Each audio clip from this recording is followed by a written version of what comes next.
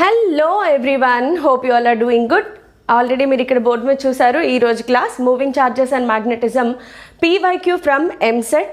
So ఒక student ఇద్దరు ముగ్గురు యాక్చువల్గా రిక్వెస్ట్ చేయడం మూలాన మూవింగ్ చార్జెస్ అండ్ మ్యాగ్నెటిజంలో పీవైక్యూ చేస్తున్నాను. మూవింగ్ చార్జెస్ అండ్ మ్యాగ్నెటిజం గురించి ఆల్రెడీ నేను వన్ షాట్ క్లాస్ అంటే క్విక్ రివిజన్ అప్లికేషన్స్తో సహా చేసి ఉంచాను. ఆ వీడియో లింక్ కింద డిస్క్రిప్షన్లో ప్రొవైడ్ చేస్తాను.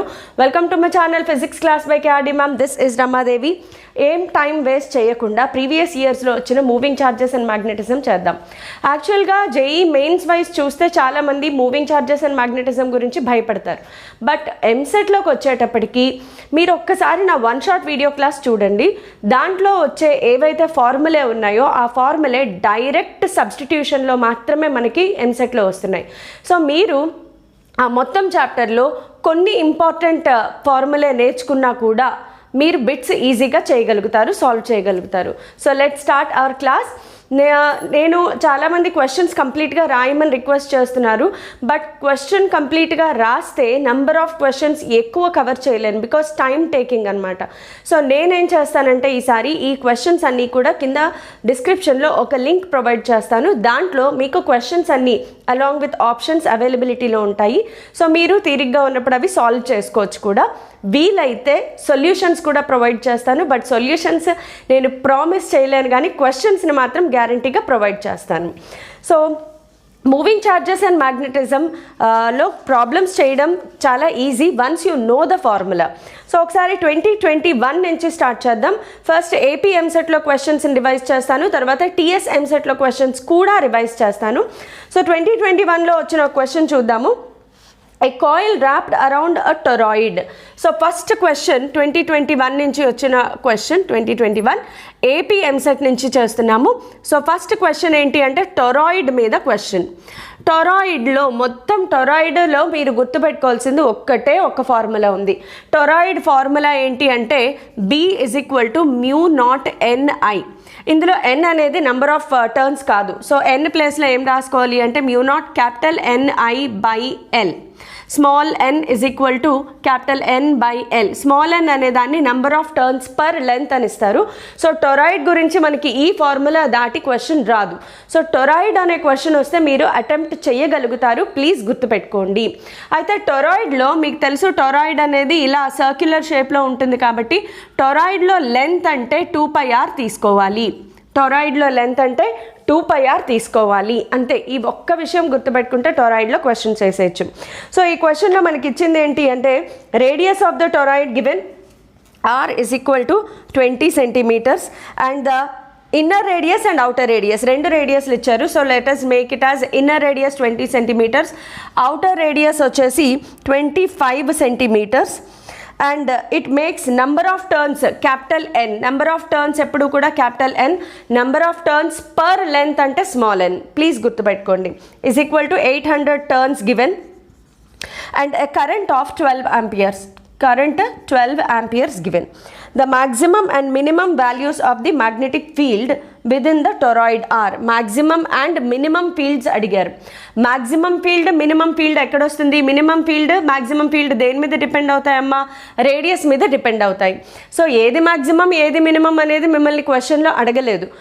జస్ట్ maximum minimum అడిగారు. సో మీకు ఏది maximum ఏది minimum తెలియకపోయినా పర్లేదు, మనకి రెండు రేడియస్లు ఉన్నాయి, రెండు రేడియస్లు ఇక్కడ సబ్స్టిట్యూట్ చేయడం. సో ఈ ఫార్ములా ఎలా అవుతుంది మనకి ఇప్పుడు? μ0NI/L ప్లేస్లో ఏం రాసుకోవాలమ్మా? 2πr అంతే, just substitution. So first B1 రాద్దాము, B ఇన్ రాసుకుందాము అంటే ఇన్నర్ రేడియస్కి. సో ఇన్నర్ రేడియస్కి μ0 వాల్యూ ఎంతమ్మా? 4π × 10⁻⁻7 into capital N 800 into I 12 amperes by 2πr radius 20 centimetres. దానిని మీటర్స్లోకి కన్వర్ట్ చేయాలి. బికాజ్ ఇవన్నీ కూడా మనకి SI యూనిట్స్లో రావాలి ఆన్సర్, కాబట్టి మీటర్స్లో కన్వర్ట్ చేస్తే అయిపోయింది ఆన్సర్. సో దీనిని క్యాలిక్యులేట్ చేసుకుంటే మీకు మినిమం వాల్యూ వస్తుంది. ఇప్పుడు మ్యాక్సిమం వాల్యూ కావాలి, B అవుట్ కావాలి అంటే మళ్ళీ సేమ్ ఫార్ములా. μ0 ప్లేస్లో 4π × 10⁻⁻7. Number of turns capital N ప్లేస్లో సేమ్ 800. కరెంట్ కూడా సేమ్ 12 amperes బై ఇప్పుడు రేడియస్ 25 × 10⁻⁻2 అంతే. ఈ రెండు సాల్వ్ చేసుకుంటే ఇక్కడ వచ్చిన వాల్యూ మ్యాక్సిమం మినిమం చెప్తాయి మీకు. సో మ్యాక్సిమం మినిమం మనకి ఇక్కడ ఆన్సర్ ఎంత రావాలి అంటే ఒకటి 9.6 మిల్లీ టెస్లా అని ఇచ్చారు. మిల్లీ అంటే 10⁻³ ఇంకొకటి 7.68 మిల్లీ టెస్లా. సో ఇక్కడ మనకి 9.6 × 10⁻³ టెస్లా వస్తుంది. ఇక్కడ 7.68 × 10⁻³ టెస్లా. సో ఇవి సాల్వ్ చేసుకోండి. నేను సాల్వింగ్ పార్ట్ స్కిప్ చేస్తున్నాను because to cover more number of questions అంతే. నెక్స్ట్ వచ్చేసి సో టొరాయిడ్ అనగానే ప్లీజ్ ఈ ఫార్ములా ఒక్కటి గుర్తుపెట్టుకోండి చాలు. సో నేను చెప్పేది ఎందుకు అంటే అట్లీస్ట్ నా వల్ల ఒక్క స్టూడెంట్ ఎగ్జామ్లో ఒక్క బిట్ ఎక్స్ట్రా చేసి వచ్చినా కూడా నేను చాలా చాలా హ్యాపీగా ఫీల్ అవుతాను. సో ప్లీజ్ మీరందరూ ఎగ్జామ్ అయిపోయిన తర్వాత ఏమైనా నా వల్ల కొద్దిగా మీకు బెనిఫిట్ అయినా కూడా ఆ రెస్పాన్స్ నాకు చెప్పండి. నెగిటివ్ ఫీడ్బ్యాక్ అయినా కూడా ప్లీజ్ నాకు చెప్పండి. నన్ను నేను సరి చేసుకోవడానికి ట్రై చేస్తాను. Okay, moving on to next question. ఇంకొక క్వశ్చన్ ఏంటి అంటే it is based on galvanometer. గ్యాల్వనోమీటర్లో మనకి రెండు ఉంటాయి, converting into ammeter and converting into voltmeter. So ఇక్కడ క్వశ్చన్ ఏంటి అంటే a galvanometer may be converted into ammeter or voltmeter. ఒక గ్యాల్వనోమీటర్ని యామ్మీటర్గా కానీ వోల్ట్మీటర్గా కానీ కన్వర్ట్ చేయాలి అంటున్నారు. In which of the following cases the resistance of the device is to be obtained will be greatest. Question ఏంటి అంటే 4 ఆప్షన్స్ ఇచ్చారు. Which of the following cases resistance of the device so obtained మనకు వచ్చిన డివైస్కి ఏదైతే యామ్మీటర్గా convert చేసాము లేదా volt మీటర్గా convert చేసిన తర్వాత దాని రెసిస్టెన్స్ అనేది మ్యాక్సిమం ఉండాలి, లార్జెస్ట్ రెసిస్టెన్స్ ఉండాలి అనేది క్వశ్చన్. సో నెక్స్ట్ క్వశ్చన్ కూడా సేమ్ 2021 AP MCET నుంచి. సో ఇక్కడ మనం సెలెక్ట్ చేసుకోవాల్సిన ఫార్ములా ఏంటి అంటే R = n-1 × G. ఇది ఎక్కడి నుంచి వచ్చింది మనకి అంటే n = ఇక్కడ ఇదేమొస్తుంది n = R/G+1 అనే ఫార్ములా ఉంటుంది. మీరు 1 షార్ట్ క్లాస్లో చూడొచ్చు ఈ ఫార్ములాని. n అనేది నెంబర్ ఆఫ్ డివిజన్స్, రేంజ్ అనమాట. ఒక వోల్ట్ మీటర్ని ఎంత రేంజ్కి పెంచగలము అనేది. ఆప్షన్స్లో ammeter of range 1 ampere, ammeter of range 10 amperes, voltmeter of range 1 volt, voltmeter of range 10 volts. So దీనికి వోల్ట్ మీటర్కి ఇది ఫార్ములా. అదే యామ్మీటర్కి వచ్చేటప్పటికి S = G/n-1 ఫార్ములా ఉంటుంది. ఇది వోల్ట్ మీటర్కి, ఇది యామ్మీటర్కి కన్వర్షన్స్.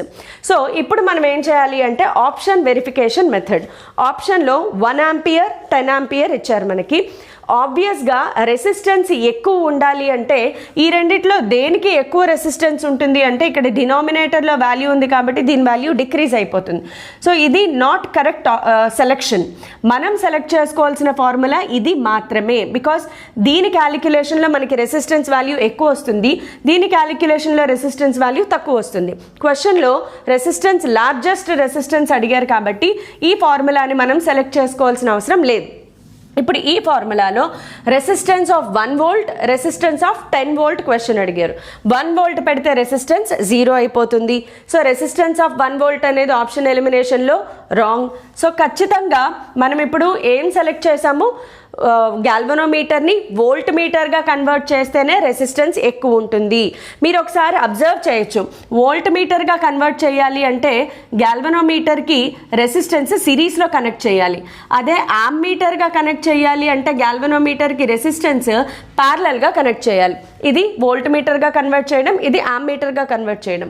వోల్ట్ మీటర్లో సిరీస్లో ఎప్పుడు కూడా రెసిస్టెన్స్ ఎక్కువ ఉంటుంది, ప్యారలల్లో రెసిస్టెన్స్ తక్కువ ఉంటుంది. సో మనం ఏం కన్సిడర్ చేస్తాము అంటే ఇదే ఇది వోల్ట్ మీటర్కి, ఇది యామ్మీటర్కి. నేను కరెక్ట్గానే చెప్పాను కదా, ఓకే. సో సిరీస్లో రెసిస్టెన్స్ ఎక్కువ ఉంటుంది కాబట్టి ఇదే మన చాయిస్. అందులో కూడా 1 వోల్ట్ తీసుకోవాలా 10 వోల్ట్ తీసుకోవాలా? 1 - 1 0 అయిపోయింది కాబట్టి 10 - 1 × G which is equal to 9G. R = 9G అనేది మ్యాక్సిమం రెసిస్టెన్స్ ఆఫర్ అవుతుంది అక్కడ. సో అదే మనకి కరెక్ట్ ఆప్షన్ అవుతుంది. నెక్స్ట్ ఇంకొక క్వశ్చన్ చూడండి. ఒక question, a coil of moving coil galvanometer has an effective area so next క్వశ్చన్లో area given as a is equal to 4 into 10 power minus 2 meter square. Area డైరెక్ట్గా SI యూనిట్స్లో given, no worries. It is suspended in a magnetic field of, magnetic field is given as 5 into 10 power minus 2 Weber per meter square. Weber per meter square అంటే Tesla, ఇది కూడా SI unit. If the deflection of the galvanometer coil is 0.2 radians, deflection of galvanometer అంటే theta is equal to 0.2 radians. Radians కూడా SI unit, convert చేయనవసరం లేదు. When the current of 5 milliamperes, I is equal to 5 milliamperes not SI unit, so 5 into 10 power minus 3 amperes current ని మార్చుకోవాలి. The deflection in galvanometer coil is okay. ఏం find out చేయాలి అంటే then ఇక్కడ question మళ్ళీ option verification మెథడ్లో ఇచ్చారు. First option torsional constant గురించి ఇచ్చారు, సెకండ్ ఆప్షన్ కరెంట్ సెన్సిటివిటీ గురించి ఇచ్చారు. So torsional constant and current sensitivity, ఈ రెండు ఫార్ములే మనకి తెలిసి ఉండాలి. టార్షనల్ కాన్స్టెంట్ అంటే సికి బీకి ఏకి వీటన్నిటికీ రిలేషన్ ఏంటి అంటే C theta is equal to BIA. ఉంటే నెంబర్ ఆఫ్ టర్న్స్ ఉంటే ఎన్ రాసుకుంటాము, ఇక్కడెక్కడ నెంబర్ ఆఫ్ టర్న్స్ మెన్షన్ చేయలేదు కాబట్టి సింగిల్ టర్న్ తీసుకుంటాం. సో టార్షనల్ కాన్స్టెంట్ కావాలి అంటే C is equal to BIA by theta. So ఒకటి టార్షనల్ కాన్స్టెంట్ ఫైండ్ అవుట్ చేయమని అడిగారు, రెండోది కరెంట్ సెన్సిటివిటీ. కరెంట్ సెన్సిటివిటీకి ఫార్ములా ఏంటి అంటే డి తీటా బై డిఐ, అంటే తీటా బై ఐ, ఇండైరెక్ట్గా తీటా బై ఐ అంటే small change in theta by small current ఎలాగూ వెరీ స్మాల్ 5 milliamperesలో ఉంది. అండ్ ఆప్షన్స్ అన్నీ కూడా రేడియన్స్లోనే మెన్షన్ చేశారు మనకి, సో రేడియన్స్లో చేస్తే సరిపోతుంది. సో మనం ఇది ఆప్షన్ వెరిఫికేషన్ మెథడ్. ఇచ్చిన ఆప్షన్స్లో ఈ వాల్యూ ఇచ్చారా, ఈ వాల్యూ ఇచ్చారా. సో మీరు ఇక్కడ స్టూడెంట్కి ఏంటి అంటే కొంచెం time waste problem, time lag అవుతుంది. ఎందుకంటే మీరు రెండు వాల్యూస్ చెక్ చేయాలి, ఇందులో సబ్స్టిట్యూట్స్ వాల్యూస్ చెక్ చేయాలి, ఇందులో కూడా సబ్స్టిట్యూట్ చేసి వాల్యూస్ చెక్ చేయాలి. So B I A values are given. Theta value as it ఈస్గా 0.2నే రాస్తారు, బికాజ్ ఆప్షన్స్లో రేడియన్స్లోనే క్వశ్చన్ అడిగారు. డి తీటా బై డిఐలో తీటా వాల్యూ ఎంత 0.2, I value 5 into 10 power minus 3. ఈ రెండు చోట్ల వాల్యూ సబ్స్టిట్యూట్ చేసి వెరిఫై చేయండి. ఆప్షన్ వెరిఫికేషన్ మెథడ్లో ఆన్సర్ కరెక్ట్ అవుతుంది. సో ఇక్కడ ఆన్సర్ మనకి ఎంత వస్తుంది, దీంట్లో అన్ని సబ్స్టిట్యూట్ చేస్తే ఆన్సర్ 5 into 10 power minus 5 రావాలి. ఇది టార్షనల్ కాన్స్టెంట్ అంటారు. సో ఇలాంటి చిన్న చిన్న ఫార్ములా సబ్స్టిట్యూషన్, మీకు ఫార్ములా తెలిస్తే చాలు ప్రాబ్లమ్ని ఈజీగా చేసేయగలరు. బికాస్ మీరు చూసినవన్నీ కూడా ఇప్పుడు నేను చేసిన ప్రాబ్లమ్స్లో ట్విస్ట్ అండ్ టర్న్స్ ఏమీ లేవు, డైరెక్ట్ ఫార్ములా సబ్స్టిట్యూషన్ మీద మాత్రమే మనకి క్వశ్చన్స్ వస్తున్నాయి. కాబట్టి ప్లీజ్ కేర్ఫుల్గా కొద్దిగా మీరు ప్రాక్టీస్ చేస్తే చాలు, ఇవన్నీ కూడా ఈజీగా చేసేయగలుగుతారు. అయితే టైం ఫ్యాక్టర్ అనేది ఉంటుంది కాబట్టి నేను ఎక్కువ క్వశ్చన్స్ డిస్కస్ చేయలేకపోవచ్చు, but most of the questions మీరు అబ్జర్వ్ చేస్తే సేమ్ కాన్సెప్ట్ మీద వెళ్తున్నాయి. సో నెక్స్ట్ వచ్చేసి ఇంకో క్వశ్చన్ చూద్దాము. Next question, a torque required to hold a small circular coil of. Torque అనగానే ఈ లెసన్లో మనకి గుర్తు రావాల్సిన formula tau is equal to B I A N. Tau is equal to B I A N. అక్కడ సైన్ తీటా అనేది మనకి 1 అయిపోతుంది. యూజువల్గా సైన్ తీటా వాల్యూ 1 ఇస్తారు, లేదు సైన్ తీటా వాల్యూ కావాలి అంటే సైన్ తీటాను కూడా గుర్తుపెట్టుకోండి, బిఐఏఎన్ సైన్ తీటా. సో ఇది original formula.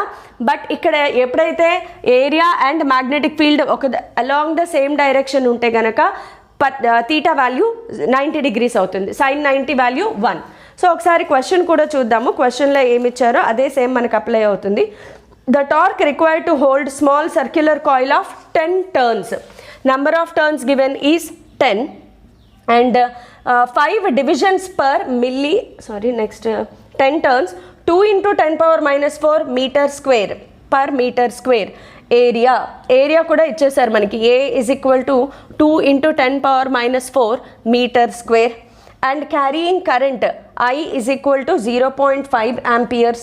Solenoid of 10 power 3 turns per meter carrying 3 amperes current. So ఇక్కడ మనకి డైరెక్ట్గా ఇవ్వలేదు, ఫస్ట్ ఈ ఇన్ఫర్మేషన్ ఇచ్చారు. నెక్స్ట్ ఏ సోలెనాయిడ్ ఇన్ఫర్మేషన్ ఇచ్చారు. సోలెనాయిడ్లో కూడా నేను ఒక ఫార్ములా ఆల్రెడీ వన్ షాట్ క్లాస్లో చెప్పాను. అది కాకుండా ఇంకొక చిన్న ఫార్ములా గుర్తుపెట్టుకోవాల్సింది ఏంటి అంటే B is equal to μ0 Ni. సోలెనాయిడ్కైనా టొరాయిడ్కైనా B is equal to μ0 Ni common. మళ్ళీ స్మాల్ n ప్లేస్లో ఏం రాసుకోవాలి, μ0 N/L into I. Same formula, small n అంటే number of turns per length, capital N అంటే నెంబర్ ఆఫ్ టర్న్స్, అంతే. ఈ ప్రాబ్లంలో ఏంటి అంటే B వాల్యూ డైరెక్ట్గా ఇవ్వకుండా సోలెనాయిడ్కి సంబంధించిన ఇన్ఫర్మేషన్ ఇచ్చారు. అక్కడి నుంచి B వాల్యూ ఫైండ్ అవుట్ చేసి ఈ ఫార్ములాలో మనం సబ్స్టిట్యూట్ చేసుకోవాలి. సో ఇప్పుడు ఈ ఫార్ములాలో theta value is 90 degrees given, I value given, A value given, N value given. ఇంకా కావాల్సిందేంటి B. ఈ B వాల్యూని సోలెనాయిడ్ నుంచి ఫైండ్ అవుట్ చేయమన్నారనమాట. సో సోలెనాయిడ్లో గివెన్ ఇన్ఫర్మేషన్ ఏంటి ఇక్కడ మనకి అంటే 10³ turns per metre. 10³ turns per metre అంటే small n given directly. 10³ turns per metre, 10³ turns per metre అంటే N/L గివెన్, అది స్మాల్ nగా తీసుకోవాలి. సో క్వశ్చన్ చదివేటప్పుడు జాగ్రత్తగా చదవండి. టర్న్స్, నెంబర్ ఆఫ్ టర్న్స్ అని ఆపేస్తే capital N, turns per metre అని ఇస్తే అది small letter n. So small letter n 10³ given. Carrying current I, ఇక్కడ current 3 amperes given. And with axis perpendicular to the axis of solenoid. Axis perpendicular to the axis of solenoid అంటేనే theta 90 degrees మనం తీసేసుకున్నాం. So ఇప్పుడు దీన్ని ఇక్కడ substitute చేసుకుంటే μ0 value 4π into 10⁻⁷ into n ప్లేస్లో small n రాసేసుకోవచ్చు 10³ into I ప్లేస్లో 3 ampere. So ఇక్కడి నుంచి వచ్చిన B వాల్యూని మనం ఇక్కడ సబ్స్టిట్యూట్ చేసుకోవాలి, అంతే. ఇది ఒక్కటే చిన్న ట్విస్ట్ ఇచ్చారు. సో ఒకదాని నుంచి ఒకటి ఇంటర్లింక్డ్ ఉంటాయి కాబట్టి ప్రతి ఫార్ములా నేర్చుకుంటే మళ్ళీ ఇది కూడా మీరు అబ్జర్వ్ చేస్తే డైరెక్ట్ ఫార్ములా సబ్స్టిట్యూషనే, కాకపోతే B వాల్యూని సోలెనాయిడ్ నుంచి కానీ టొరాయిడ్ నుంచి కానీ ఫైండ్ అవుట్ చేయమనొచ్చు. సో టార్క్ మీద కూడా మనకి ప్రాబ్లమ్స్ అడగడం జరిగింది కాబట్టి టార్క్ ఫార్ములా కూడా ఒక్కసారి చూసుకోండి. నెక్స్ట్ ఇంకొక క్వశ్చన్ చూడండి. Two concentric coils of radius equal to 4π. 2 concentric circles, 2 circles ఒకదానికొకటి కాన్సెంట్రిక్ సర్కిల్స్లో ఉన్నాయి అండ్ వాటి radius is equal to 4π. Are placed right angles to each other. 2 circles ఒకదానికొకటి రైట్ యాంగిల్స్లో ప్లేస్ అయి ఉన్నాయి అంటే ఇక్కడ ఒకదాని మ్యాగ్నెటిక్ ఫీల్డ్ ఇలా ఉంటే B1 బార్, ఇంకొక దాని మ్యాగ్నెటిక్ ఫీల్డ్ పర్పెండిక్యులర్గా ఉంటుంది B2 బార్. కొంచెం కిందకి డ్రా చేద్దాం, దగ్గర అయిపోయింది. సో ఇక్కడ B1 bar and B2 bar రెండు ఒకదానికొకటి పర్పెండిక్యులర్గా ఉంటాయి. సో క్వశ్చన్ చదవగానే మనకి ఒక ఐడియా వచ్చేస్తూ ఉండాలన్నమాట. మ్యాగ్నెటిక్ రెండు కరెంట్ క్యారింగ్ కాయిల్స్ పర్పెండిక్యులర్గా ఉన్నాయి అంటే వాటి వల్ల వచ్చే మ్యాగ్నెటిక్ ఫీల్డ్స్ కూడా ఒకదానికొకటి పర్పెండిక్యులర్గా ఉంటాయి. And 2 magnetic fields vector quantities. when 2 vectors are perpendicular to each other, resultant magnetic field B is equal to √B1 square plus B2 square. ఇంతకంటే ఈ క్వశ్చన్లో ఎక్కువగా ఏమీ అడగరు. సో ఈ మోడల్ మీరు చదవగానే అర్థం చేసేసుకోవచ్చు. 2 concentric circles, current carrying circles కొంత యాంగిల్తో ఇక్కడ పర్పెండిక్యులర్గా ఇచ్చారు. అలా కాకుండా the circles are placed 60 degrees with each other అన్నారు. అప్పుడు తీటా వాల్యూ ఏమవుతుంది 60 degrees. సో అప్పుడు మనము 2B1 B2 cos 60 degrees రాసుకుంటాం, అంతే. సో సర్కిల్స్ కొంత యాంగిల్లో ఈ లెసన్లో ఉన్నప్పుడు B1 B2 ఉన్నాయి, అవి కొంత యాంగిల్తో సెపరేట్ అయ్యాయి అంటే మనం పారలెలోగ్రామ్లో రిజల్టాంట్ ఫార్ములా వేసేసుకోవచ్చు. ఈ కేసులో 2 పర్పెండిక్యులర్గా ఉన్నాయి కాబట్టి ఈ టర్మ్ మనకి 0 అయిపోతుంది. So this is the only formula, అంతే. చాలా సింపుల్గా ఉంటుంది. B1 వాల్యూ ఏంటి, B2 వాల్యూ ఏంటి ఫైండ్ అవుట్ చేసుకుంటే సరిపోతుంది. దీంట్లో రెండిటికి రేడియస్ R అండ్ సర్కిల్కి సెంటర్లో, ఇప్పుడు ఇవేంటి సర్కిల్స్ వల్ల వచ్చిన మ్యాగ్నెటిక్ ఫీల్డ్స్. సో ఒక సర్కిల్కి సెంటర్లో మ్యాగ్నెటిక్ ఫీల్డ్కి ఫార్ములా ఏంటి, B is equal to μ0Ni/2R. ఒక సర్క్యులర్ కాయిల్కి సెంటర్లో మ్యాగ్నెటిక్ ఫీల్డ్కి formula B is equal to μ0Ni/2R, అంతే. ఫార్ములాలో ఒకదాని రేడియస్ ఇంకొక దాని రేడియస్ సబ్స్టిట్యూట్ చేయడం, కరెంట్లు ఏమేమి ఇచ్చారో సాల్వ్ చేసుకోవడం. సో కరెంట్స్ ఏమేమి ఇచ్చారు అంటే 10 amperes and 24 amperes are passing. So I1 is equal to 10 amperes, I2 is equal to 24 amperes. So B1 ఫార్ములాలో μ0 ni1/2r. ఇక్కడ నంబర్ ఆఫ్ టర్న్స్ అనేవి మెన్షన్ చేయలేదు కాబట్టి we consider it to be 1. And b2 is equal to mu0I2/2r. r radius equals to 4 pi is given. Radius is given as 4 pi radius value. So just substitute చేసేసి cancellation చాలా ఈజీగా అయిపోతుంది. mu0 value 4 pi into 10⁻⁻7. ఇక్కడ 2 into 4 pi ఉంది. 4 pi gets cancelled. I1 value 10 వేసుకుంటే 2 5s. So 5 into 10⁻⁻7. ఇక్కడ ఎంత వస్తుంది? ఇక్కడ 24 కాబట్టి 12 into 10⁻⁻7. ఈ రెండు వాల్యూస్ ఇక్కడ సబ్స్టిట్యూట్ చేసుకుని సాల్వ్ చేసుకుంటే చాలా ఈజీగా అయిపోయే ప్రాబ్లమ్స్ వస్తున్నాయి. So me moving charges and magnetism అనేది వదిలిపెట్టకుండా చేసుకోగలిగితే ఎంసెట్లో మీకు చాలా చాలా హెల్ప్ అవుతుంది. సో ఎంసెట్లో ఫార్ములా అన్నీ కూడా చాలా సింపుల్గా ఉన్నాయమ్మా. నెక్స్ట్ ఇంకొక ప్రాబ్లం ఏంటి అంటే జస్ట్ కంపారిజన్. 2 మ్యాగ్నెటిక్ ఫీల్డ్స్ ఇచ్చారు, దాంట్లో నంబర్ ఆఫ్ టర్న్స్ని కంపేర్ చేయమని చెప్పారు. మ్యాగ్నెటిక్ ఫీల్డ్ ఇచ్చి నంబర్ ఆఫ్ టర్న్స్ కంపేర్ చేయమన్నప్పుడు అది కూడా circular coils, 2 circular coils, magnetic field given, దాంట్లో నంబర్ ఆఫ్ టర్న్స్ని కంపారిజన్ చేయమన్నారు. సో మళ్ళీ same formula, B is directly proportional to N, so B1/B2 is equal to N1/N2. So ఇలాగా AP ఎంసెట్లో questions అన్నీ కూడా మనకి చాలా సింపుల్గా చేయగలిగేలా ఉన్నాయి కాబట్టి మూవింగ్ ఛార్జెస్ అండ్ మ్యాగ్నెటిజంని తప్పకుండా ప్రాక్టీస్ చేయడానికి ప్రయత్నించండి. సో ఇలా నెక్స్ట్ టీఎస్ ఎంసెట్లో కూడా కొన్ని క్వశ్చన్స్ని నేను డిస్కస్ చేస్తాను so that it will be more helpful to you. ఒక్క నిమిషం. సో టీఎస్ ఎంసెట్ ఎక్కడుందో చూద్దాము. ఓకే, టీఎస్ ఎంసెట్లోకి వచ్చేసాం మనము. కంపారిటివ్లీ టీఎస్ ఎంసెట్లో అయితే చాలా వరకు మనకి థియరీ బేస్డ్ క్వశ్చన్స్ కూడా కనిపిస్తున్నాయి. 2021లో థియరీ బేస్డ్ క్వశ్చన్స్ కూడా ఎక్కువగానే కనిపిస్తున్నాయి and formula identification model questions కూడా కనిపిస్తున్నాయి. సో జస్ట్ ఫార్ములా నేర్చుకుని వెళ్తే దాన్ని ఐడెంటిఫై చేయడం బేస్ మీద కూడా మనకి క్వశ్చన్స్ ఎక్కువగా టీఎస్ ఎంసెట్లో కనిపిస్తున్నాయి. సో టీఎస్ ఎంసెట్లో వచ్చిన ఒక question, in which of the following case no force is exerted by magnetic field on a charge. Question ఏంటమ్మా, in which of the following cases no force is exerted by a magnetic field on a charge. ఒక charge మీద ఈ following కేసెస్లో ఎప్పుడు force act అవ్వదు. Charge మీద force act అయ్యే formula ఏంటి? F is equal to QVB sin theta. ఇది ఒకటే ఉంది. ఒక ఛార్జ్ మీద ఆ ఛార్జ్ని మ్యాగ్నెటిక్ ఫీల్డ్లో పెట్టినప్పుడు ఏ సిచ్యువేషన్లో ఫోర్స్ యాక్ట్ అవ్వదు. ఏ సిచ్యువేషన్లో ఫోర్స్ యాక్ట్ అవ్వదు? వెలాసిటీ 0 అయినప్పుడు, అంటే charge at rest. Charge at rest అంటే వెలాసిటీ 0 అవుతుంది, అప్పుడు కూడా ఫోర్స్ యాక్ట్ అవ్వదు. అలాగే తీటా 0 అయిపోయినప్పుడు, తీటా ఎవరికి మధ్యలో? వికి బీకి మధ్యలో. వెలాసిటీ ఆఫ్ పార్టికల్కి మ్యాగ్నెటిక్ ఫీల్డ్కి, అంటే ఒక ఛార్జ్ని మ్యాగ్నెటిక్ ఫీల్డ్కి పర్పెండిక్యులర్గా ప్లేస్ చేసినప్పుడు, పర్పెండిక్యులర్గా ప్లేస్ చేస్తే మ్యాక్సిమం అవుతుంది కదా. Okay, sorry. When velocity of particle and magnetic field are parallel or anti parallel, అప్పుడు కూడా the charge will not experience any force. ఒక్కసారి ఆప్షన్స్ చూద్దాం. మూవింగ్ విత్ కాన్స్టాంట్ వెలాసిటీ అంటే వెలాసిటీ ఉంది, సో ఫోర్స్ 0 అవ్వదు. మూవింగ్ ఇన్ అ సర్కిల్లో move అవుతున్నప్పుడు కూడా కాన్స్టాంట్ వెలాసిటీతో వెళ్ళొచ్చు, అప్పుడు కూడా ఫోర్స్ 0 అవ్వదు. Third option is at rest. At rest అంటే velocity 0. So third option is correct option. So ఇలా చాలా సింపుల్ కాన్సెప్ట్ మీద కూడా మనకి క్వశ్చన్స్ వస్తున్నాయి. నెక్స్ట్ ఇంకొక question, the law which states variation in electric field causes magnetic field.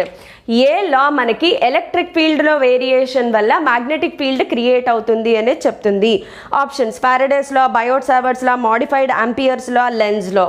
Option ఏది correct ఒక్కసారి మీరు వెరిఫై చేసుకుని చెప్పండి, because it is theory bit. మీరు ఖచ్చితంగా థియరీ బిట్ ఆన్సర్ నేను ఎందుకు చెప్పట్లేదు అంటే మీరు వెరిఫై చేసుకుంటే మీకు బాగా గుర్తుంటుంది కాబట్టి థియరీ బిట్స్ డిస్కస్ చేయాల్సిన అవసరం లేదు. నెక్స్ట్ ఇంకొక బిట్, తెలంగాణ ఎంసెట్లో చాలా వరకు థియరీ బిట్స్ వచ్చాయి. సో కాన్సెప్చువల్ బిట్స్ని మీరు ఎక్కువగా పట్టించుకోవడం కూడా చాలా అవసరం if you are preparing for Telangana EAMCET.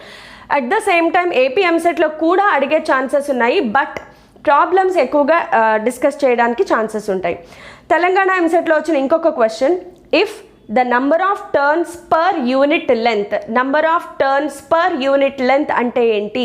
Small letter n. If the number of turns per unit length of a solenoid is doubled, what happens to the magnetic field, what happens to the magnetic field ఎలా చెయ్యాలి? ఇదేంటమ్మా చాలా చాలా చాలా direct formula. బీకి small letter ఎన్కి relation ఏంటి? బీకి స్మాల్ లెటర్ ఎన్కి directly proportional. Small n double చేస్తే బీ కూడా డబుల్ అయిపోతుంది. So it gets double. చాలా సింప్లెస్ట్ క్వశ్చన్ అడిగారు మనకి. నెక్స్ట్ టీఎస్ ఎంసెట్లో ఇంకొక క్వశ్చన్ ఏంటి అంటే లాంగ్ ప్యారలల్ వైర్స్. ఒక్క నిమిషం, పేజ్ టర్న్ అయిపోయింది. ఓకే అమ్మా, ఓకే. నెక్స్ట్ ఇంకొక క్వశ్చన్ టీఎస్ ఎంసెట్ 2021లో వచ్చింది. 2 long parallel wires are separated by a distance. ఈ సెంటెన్స్ చదవగానే మనకి మైండ్లో రావాల్సిన formula 2 long parallel wires separated by a distance. So 2 long parallel wires ఆబ్వియస్గా వాటిలో కరెంట్ ఫ్లో అవుతూ ఉంటుంది, సెపరేటెడ్ బై ఏ డిస్టెన్స్. ఇది చూడగానే మీకు ఏ ఫార్ములా గుర్తు రావాలి? F/L is equal to μ0/2π I1 I2 by R. అంతే, ఇది తప్ప వేరే సెంటెన్స్ లేదు. సో కొన్ని సెంటెన్సెస్, స్టాండర్డ్ సెంటెన్సెస్ నేను 1 షాట్ క్లాస్లో ఇవే సెంటెన్సెస్ యూజ్ చేసి కూడా చెప్పాను. So 2 long wire separated by a perpendicular distance అనగానే ఈ ఫార్ములా తీసుకొచ్చేయచ్చు అంతే. ఇందులో ఈ టర్మ్ ఏంటి అంటే ఫోర్స్ పర్ లెంత్. మనకి క్వశ్చన్లో ఫోర్స్ ఫైండ్ అవుట్ చేయమన్నారా, force per length find out చేయమన్నారా అనేది మోస్ట్ ఇంపార్టెంట్ పాయింట్. సో ఒకసారి క్వశ్చన్ని చూద్దాము. 2 parallel wires are separated by a distance of 2.50 centimeters. Separated by a distance of ante R is equal to 2.50 centimeters given value. The force per unit length, the force per unit length అనేది మనం find out force per unit length on wire exerts on each other. మనకి given information ఏంటి అంటే force per unit length value given. So force per unit length value ఎంత అంటే 4 × 10⁻⁻5 newtons, newton per metre, newton per metre. So క్వశ్చన్ని కొంచెం జాగ్రత్తగా చదివితే చాలు. And wires repel each other. The current in one wire is 0.5 amperes. I1 is equal to 0.5 amperes. What is the current in the second wire? I2 find out చేయాలి. చూడండి ఎంత simple formula ఇచ్చారు, direct substitution. ఇప్పుడు దీనికి మనం find out చేయాల్సింది I2. F/L value ఎంత? 4 × 10⁻⁻5 is equal to μ0 value 4π × 10⁻⁻7 by 2π into what is I1 0.5 into I2 మనం ఫైండ్ అవుట్ చేయాలి. బై R వాల్యూ సెంటీమీటర్స్లో ఉంది. సో 2.5 × 10⁻⁻2. అంతే, very simple substitution based problems. So బాగా అబ్జర్వ్ చేస్తే ప్రీవియస్ ఇయర్స్ క్వశ్చన్స్ ఎందుకు చేయాలి మనము అంటే చాలాసార్లు రిపీటెడ్ మోడల్స్ అనేవి మనకి క్వశ్చన్స్ అపియర్ అవుతున్నాయి ఎగ్జామ్స్లో. సో ప్రీవియస్ ఇయర్స్ క్వశ్చన్స్ చేయడం అనేది అట్లీస్ట్ ఎంసెట్కి అయితే మాత్రం చాలా చాలా చాలా చాలా important. And moving charges and magnetism అనేది మీరు ప్రాక్టీస్ చేయాల్సిన కంపల్సరీ టాపిక్స్లో వన్ ఆఫ్ ద టాపిక్స్. ఎందుకు చెప్తున్నాను అంటే ప్రీవియస్ ఇయర్స్ అన్నిట్లోనూ కూడా మీరు అబ్జర్వ్ చేస్తే డైరెక్ట్ ఫార్ములా సబ్స్టిట్యూషన్ క్వశ్చన్స్ అనేవి మీకు కనిపిస్తాయి. సో డైరెక్ట్ ఫార్ములా సబ్స్టిట్యూషన్ ఉన్నప్పుడు ఒక 4-5 ఫార్ములే మీరు నేర్చుకుని వెళ్ళగలిగితే ఎంత బాగుంటుంది. మీరు హ్యాపీగా ఒక క్వశ్చన్ కాన్ఫిడెంట్గా నేను అటెంప్ట్ చేస్తాను అని వెళ్ళగలరు. సో మూవింగ్ ఛార్జెస్ అండ్ మ్యాగ్నెటిజంని 1 షాట్ క్లాస్ లింక్ కింద డిస్క్రిప్షన్లో ఉంది, ప్రొవైడ్ చేస్తున్నాను. అలాగే వీలైనంత వరకు నేను క్వశ్చన్స్ కూడా మీకు ప్రొవైడ్ చేస్తాను, సొల్యూషన్స్ మ్యాక్సిమం ట్రై చేస్తాను. So keep following. ఇంకా పీవైక్యూ ఏదైనా చాప్టర్స్ మీద మీకు కావాలి అనుకుంటే పీవైక్యూ నేను ఎలా డిస్కస్ చేస్తాను అంటే ప్రతి క్వశ్చన్ని డిస్కస్ చేయను. మోడల్స్, ఎక్కువ నెంబర్ ఆఫ్ మోడల్స్ ఎలాంటి ఫార్ములా మీద వచ్చాయి, ఎలాంటి మోడల్ ఆఫ్ క్వశ్చన్స్ వస్తున్నాయి అనేది మీకు డిస్కస్ చేస్తాను. So that it will become more easier for you to revise that chapter.